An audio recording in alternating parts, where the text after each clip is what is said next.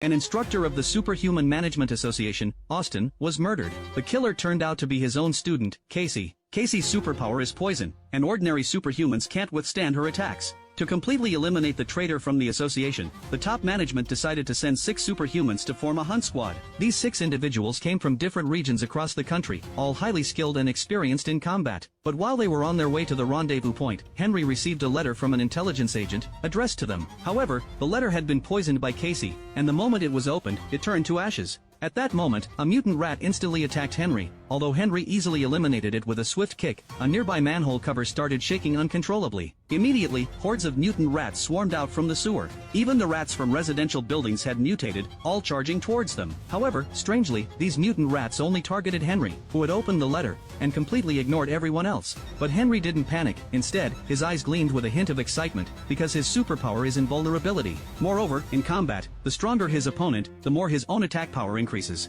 Combined with the secret technique he had mastered, he wiped out all the mutant rats with a single slap. Lucas and Anna, hiding in the shadows, felt nauseated for a moment, but at the same time, they marveled at Henry's power. Just then, the Superhuman Management Association headquarters sent them a message, informing them of Casey's current location. But just as they were about to drive off, Henry and Ezra directly opened their car door and casually got into the back seat. Although they had never met before, the headquarters had provided each of them with the squad member list and photos, so they could recognize each other. However, the headquarters didn't include information about each person's superpower in the message, as if they didn't want them to achieve genuine cooperation. Soon, they arrived at Casey's hiding place. However, just as Henry and Ezra were about to make their move, Wyatt suddenly appeared and interrupted them. Wyatt had also been Casey's mentor and was the one who rescued her from the evil organization Viper's Kiss. He couldn't believe she would truly kill her own instructor, so he wanted to talk to her first and ask if there was a reason behind it. However, Casey had no intention of discussing anything with Wyatt. She immediately released toxic gas to attack them. In an instant, a swarm of mutant bats, affected by the poison, came flying toward them. These bats carried high levels of toxin, and everyone had to avoid being bitten, or they would succumb to the poison quickly.